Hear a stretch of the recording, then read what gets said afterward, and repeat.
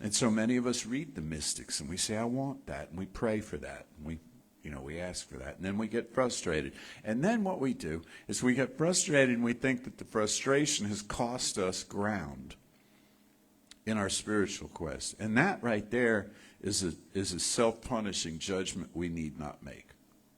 You see? Do you follow what I'm saying? Like when you have a negative thought, do you ever blame yourself for having the negative thought and think, whoa, I backslid. Now the last 3 months of work, the last 2 Science of Mind courses plus a workshop and half a book are now washed away like my false face. What does that mean, by the way? I was thinking about that, wash my false face, from the opening song, if you're wondering. Anyway, but we think it's cost us this stuff. And so, you know what? When you think it's cost you this stuff, and you feel it's cost you this stuff, and you believe it's cost you this stuff, it's cost you this stuff.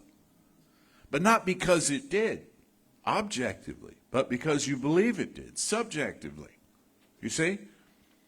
It's done to us as we believe. It's not done to us as we ought to believe or used to believe or should have believed or somebody else believed. It's done to us as we believe. So when we call the strikes on ourselves, it shows up as though that were true even when it's not. And this is accurate across the board. Whatever it is we believe about ourselves. In a positive sense, if you believe that you have confidence in yourself and you know what you're doing, you start to have confidence in yourself and know what you're doing.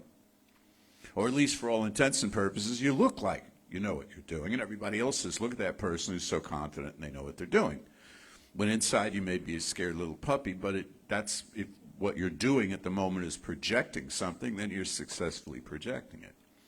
So the whole thing is subjective from beginning to end in terms of how we claim ourselves to be. So